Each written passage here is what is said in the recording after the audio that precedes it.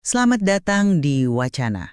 Malam ini kita akan masuk ke dalam salah satu masalah yang paling universal di zaman modern, kurang tidur. Rasanya hampir semua orang pernah atau sedang mengalaminya. Tapi pertanyaannya, apa solusi terbaiknya? Kita ini kan dibanjiri informasi ya, mulai dari tips-tips di media sosial sampai obat-obatan yang katanya canggih. Nah, disinilah perdebatan intinya muncul, dan ini yang akan kita bedah. Apakah kunci tidur nyenyak itu sebenarnya kembali ke dasar? Yaitu disiplin perilaku yang ketat, terutama soal jadwal tidur yang konsisten? Ataukah untuk banyak dari kita, masalahnya jauh lebih dalam? Berakar pada biologi kita, sehingga solusinya ya harus berupa intervensi medis atau suplemen yang ditargetkan. Saya akan berargumen dari sisi pertama, bahwa fondasi terkuat untuk tidur berkualitas adalah perubahan perilaku yang konsisten, terutama keteraturan. Dan saya akan mengambil posisi sebaliknya. Saya berpendapat bahwa mengandalkan perilaku saja seringkali tidak cukup. Dan bahkan bisa dibilang sedikit naif. Bagi banyak orang, masalah tidur adalah cerminan dari disfungsi biologis yang nyata, yang memang memerlukan bantuan dari luar, entah itu suplemen yang tepat atau intervensi farmakologis yang modern. Baiklah, mari kita mulai dari posisi saya. Menurut saya, sebelum kita katakanlah lari mencari solusi di dalam botol suplemen atau resep dokter, kita harus pastikan dulu fondasinya kokoh. Ada 3 pilar utama yang sering sekali terlewatkan dan semuanya murni soal kebiasaan. Pertama, digital detox setidaknya 1 jam sebelum tidur. Ini sudah sering kita dengar ya. Kedua, mengelola paparan cahaya di malam hari, artinya meredupkan lampu. Dan yang ketiga, ini yang paling penting dan sering diremehkan. Keteraturan, tidur dan bangun di waktu yang sama setiap hari, termasuk di akhir pekan. Ini bukan cuma nasihat klise loh. Ada data yang luar biasa dari UK Biobank, sebuah studi raksasa yang melibatkan lebih dari 60.000 orang. Hasilnya, benar-benar mengejutkan. Ternyata, keteraturan jadwal tidur adalah prediktor yang lebih kuat untuk panjang umur daripada durasi tidur itu sendiri. Mereka yang jadwal tidurnya paling konsisten punya resiko kematian dini 49% lebih rendah. Bukan cuma itu, resiko penyakit kardiometabolik seperti diabetes dan penyakit jantung itu turun 57%. Angka-angka ini sangat signifikan. Jadi, kalau kita langsung lompat ke suplemen, rasanya kita kehilangan poin utamanya. Ibaratnya kita sibuk cari recehan, padahal di depan mata ada tumpukan uang dari kebiasaan yang gratis ini. Saya setuju kalau kebiasaan dasar itu penting, tidak ada yang menyangkal itu. Tapi memandangnya sebagai satu-satunya solusi adalah sebuah penyederhanaan yang menurut saya berbahaya. Pendekatan ini mengabaikan fakta bahwa bagi sebagian orang, tubuh mereka secara biologis itu melawan mereka saat mencoba tidur. Ini bukan soal kurangnya niat atau disiplin. Mari kita ambil contoh nyata. Insomnia klinis. Pasien insomnia itu seringkali menunjukkan lonjakan kortisol, ini hormon stres utama kita ya, tepat sebelum tidur dan di tengah malam. Bayangkan saja, saat harusnya tubuh rileks, sistem lawan atau lari mereka justru aktif. Ini kan masalah hormonal, bukan masalah kemauan. Lalu ada kondisi lain, seperti gangguan ritme sirkadian. Sekitar 1-2% populasi itu secara genetik adalah burung hantu ekstrim. Pelepasan melatonin alami mereka baru terjadi jauh lewat tengah malam. Meminta mereka tidur jam 10 malam itu secara biologis ya, mustahil. Nah, disinilah kemajuan sains berperan. Kita tidak bisa mengabaikan obat tidur generasi baru, misalnya yang disebut Dorexen. Cara kerjanya sangat elegan. Alih-alih memukul otak sampai pingsan seperti obat lama, obat ini bekerja dengan menekan zat kimia di otak yang membuat kita terjaga, namanya orexin. Hasilnya, tidur yang terasa alami dan restoratif. Bahkan ada studi yang menunjukkan obat ini membantu membersihkan protein beta-amiloid di otak. Ini terobosan besar, karena beta-amiloid adalah plak lengket yang jadi penanda utama penyakit Alzheimer. Ini bukti nyata bahwa intervensi biologis yang canggih bisa memberikan manfaat yang tidak akan pernah bisa dicapai hanya dengan, katakanlah, mematikan ponsel 1 jam lebih awal. Tunggu dulu, argumen soal intervensi ini kayaknya perlu kita bedah lebih dalam ya, terutama yang dijual bebas seperti suplemen. Anda menyebut melatonin, tapi mari kita lihat datanya secara jujur.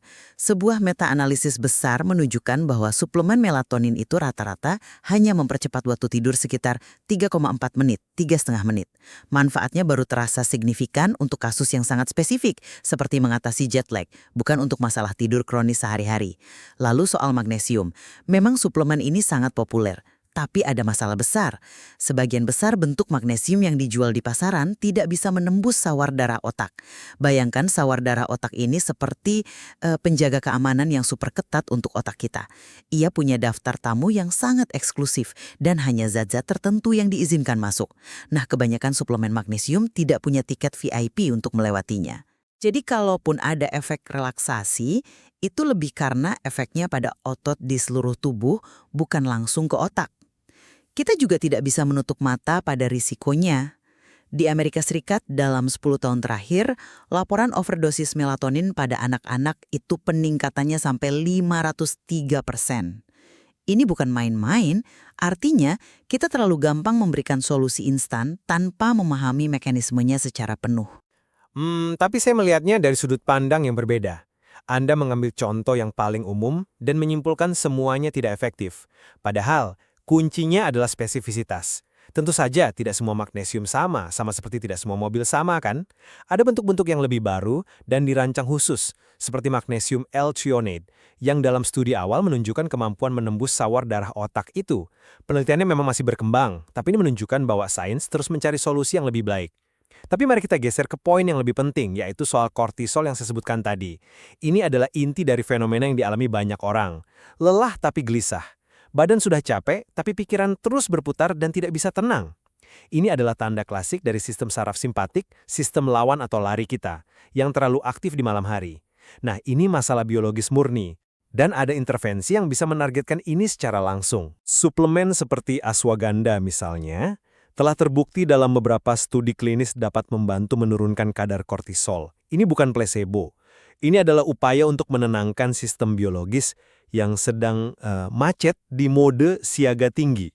Sesuatu yang tidak bisa diperbaiki hanya dengan disiplin atau membaca buku sebelum tidur.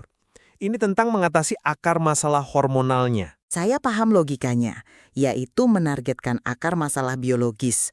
Tapi izinkan saya memberikan perspektif yang berbeda. Apa akar yang paling fundamental? Menurut saya, itu adalah jam biologis utama kita, sang dirijen dari semua ritme tubuh, yang letaknya di otak dan disebut suprachiasmatic nucleus. Ini adalah sekelompok kecil sel saraf yang sangat sensitif terhadap cahaya. Dialah yang memberitahu seluruh tubuh kita kapan harus aktif dan kapan harus istirahat. Nah, cara paling ampuh untuk berkomunikasi dengan dirijen ini adalah melalui sinyal yang konsisten, dan sinyal terkuat adalah jadwal tidur dan bangun yang teratur. Data dari studi UK Biobank yang saya sebutkan tadi sangat jelas. Keteraturan adalah raja. Dengan memberikan sinyal yang sama setiap hari, kita secara fundamental melatih dan memperkuat ritme sirkadian kita. Ini meningkatkan kuantitas dan kualitas tidur secara alami. Ini adalah mekanisme paling kuat yang kita miliki. Dan bagian terbaiknya, gratis, tidak ada efek samping. Mengabaikan fondasi sekuat ini demi mencari jalan pintas biologis dalam bentuk pil, menurut saya adalah sebuah kesalahan strategis dalam manajemen kesehatan jangka panjang.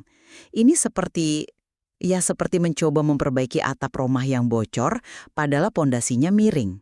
Itu argumen yang sangat kuat, dan saya setuju untuk mayoritas orang. Tapi disinilah kelemahan utama dari pendekatan yang hanya berfokus pada perilaku. Bagaimana dengan orang yang secara biologis memang tidak bisa teratur dalam kerangka waktu normal? Ini bukan soal mereka tidak mau, tapi tidak bisa. Seperti yang saya singgung, ada orang dengan delayed sleep phase syndrome atau gangguan fasa sirkadian lanjut. Secara genetik, ritme internal mereka memang berbeda. Puncak melatonin mereka mungkin baru terjadi jam 2 atau 3 pagi. Meminta mereka untuk tidur teratur jam 10 malam, itu sama saja dengan meminta seseorang untuk mengubah warna matanya dengan kekuatan pikiran. Itu adalah perintah biologis, bukan pilihan gaya hidup. Bagi mereka, intervensi biologis seperti melatonin yang diberikan dengan dosis dan waktu yang sangat tepat di sore hari untuk memajukan jam internal mereka, bukan lagi suplemen untuk kenyamanan. Itu adalah alat medis yang esensial. Itu adalah jembatan yang memungkinkan mereka untuk bisa berfungsi di masyarakat, yang menuntut semua orang bangun pagi untuk bisa bekerja atau mengantar anak sekolah. Tanpa jembatan itu mereka akan terus-menerus dibilang malas atau tidak disiplin, padahal mereka hanya korban dari genetika mereka sendiri. Oke, saya akui untuk kasus-kasus klinis yang spesifik seperti itu, intervensi medis memang punya tempatnya. Tapi bukankah berbahaya jika kita menggeneralisir solusi untuk kasus ekstrim ini kepada populasi umum? Kekhawatiran saya adalah kita jadi terlalu cepat bergantung pada perbaikan farmakologis sebagai solusi pertama untuk masalah yang sebenarnya bisa diatasi dengan perilaku. Sejarah medis itu kan penuh dengan contoh di mana solusi cepat punya konsekuensi jangka panjang yang tidak terduga. Kita sekarang khawatir tentang dampak penggunaan melatonin jangka panjang pada produksi alami tubuh, mirip dengan kekhawatiran seputar terapi penggantian testosteron. Apakah tubuh akan menjadi malas memproduksinya sendiri? Kita belum tahu pasti. Sebaliknya, pendekatan perilaku mendorong kita untuk bekerja dengan biologi kita, bukan melawannya. Ambil contoh konsep sleep banking. Ini adalah ide di mana Anda menabung tidur sebelum menghadapi periode kurang tidur yang sudah Anda tahu akan terjadi. Misalnya, seorang dokter yang tahu akan jaga malam di akhir pekan bisa tidur 1 atau 2 jam lebih lama setiap malam selama beberapa hari sebelumnya. Penelitian menunjukkan ini secara signifikan mengurangi penurunan kinerja kognitif dan fisik selama periode kurang tidur tersebut. Ini adalah contoh cerdas bagaimana kita bisa memanipulasi tidur secara strategis tanpa memasukkan zat eksternal ke dalam tubuh. Ini pendekatan yang lebih aman dan memberdayakan dalam jangka panjang. Saya paham logikanya, yaitu kita harus bekerja dengan biologi kita. Tapi bukankah seluruh esensi kemajuan medis adalah tentang memberi kita alat yang lebih baik untuk memperbaiki biologi kita saat ada yang salah? Mengatakan kita harus menghindari intervensi farmakologis, sama saja dengan mengatakan kita seharusnya tidak memakai kacamata, karena itu melawan biologi mata yang rabun. Obat-obatan DORAS yang saya sebutkan tadi adalah contoh sempurna dari kemajuan ini. Mereka bukan lagi palu godam seperti obat tidur generasi lama. Mereka adalah alat presisi. Mereka tidak memaksa otak untuk tidur, tapi dengan lembut mematikan saklar yang membuat kita terjaga secara berlebihan. Ini memungkinkan proses tidur alami untuk mengambil alih, dan poin tentang pembersihan plak beta amiloid di otak ini tidak bisa dianggap remeh. Ini adalah salah satu penemuan paling menarik dalam ilmu tidur dekade ini. Tidur yang dalam adalah saat otak kita menjalankan program bersih-bersih, membuang racun metabolik yang menumpuk saat kita bangun. Studi menunjukkan bahwa tidur yang diinduksi oleh DORAS ini fungsional. Artinya proses pembersihan itu tetap berjalan, bahkan mungkin lebih efisien. Ini adalah sesuatu yang tidak bisa dicapai oleh sleep banking atau digital detox. Bagi seseorang dengan risiko genetik Alzheimer, ini bukan lagi soal tidur nyenyak. Ini soal menjaga kesehatan otak jangka panjang. Menolak kemajuan ini atas dasar filosofi alami, rasanya seperti menolak kemajuan medis lainnya yang telah menyelamatkan jutaan nyawa. Anda mengangkat poin yang sangat valid tentang potensi terobosan medis. Tapi pertanyaannya menjadi, untuk siapa obat ini? Apakah ini untuk segelintir orang dengan kondisi medis parah atau akan menjadi solusi cepat bagi jutaan orang yang stres dan cemas karena gaya hidup modern? Risiko pergeseran dari pengobatan presisi menjadi pil gaya hidup itu sangatlah nyata. Kita sudah melihatnya dengan obat-obatan lain. Jika fondasi perilaku tidak diperbaiki, stres kerja yang berlebihan, paparan cahaya biru dari layar sepanjang malam, maka obat-obatan ini hanya menjadi plester untuk luka yang terus menganga. Tidur yang dihasilkan mungkin fungsional, tapi apakah itu benar-benar restoratif secara holistik jika akar masalah gaya hidupnya tidak pernah disentuh? Itu adalah kekhawatiran etis yang wajar, tapi itu lebih merupakan masalah regulasi dan praktek medis, bukan kelemahan dari alat itu sendiri. Pisau bedah di tangan ahli bedah bisa menyelamatkan nyawa. Di tangan yang salah bisa berbahaya. Kita tidak lantas melarang pisau bedah kan? Sama halnya di sini, tugas kita adalah menggunakan alat-alat canggih ini dengan bijaksana. Mungkin masa depan pengobatan tidur adalah pendekatan 2 jalur. Semua orang harus memulai dengan fondasi perilaku yang kuat. Tapi ketika itu sudah dilakukan dan masalah tetap ada, kita tidak boleh ragu untuk menggunakan alat biologis terbaik yang kita miliki. Mengatakan pada pasien insomnia kronis yang sudah mencoba segalanya, meditasi, terapi, kebersihan tidur, bahwa mereka hanya perlu berusaha lebih keras, itu adalah bentuk pengabaian medis. Di titik itulah intervensi biologis bukan lagi jalan pintas, melainkan jalur penyelamat. Pada akhirnya, setelah mendengar semua argumen, posisi saya tetap sama.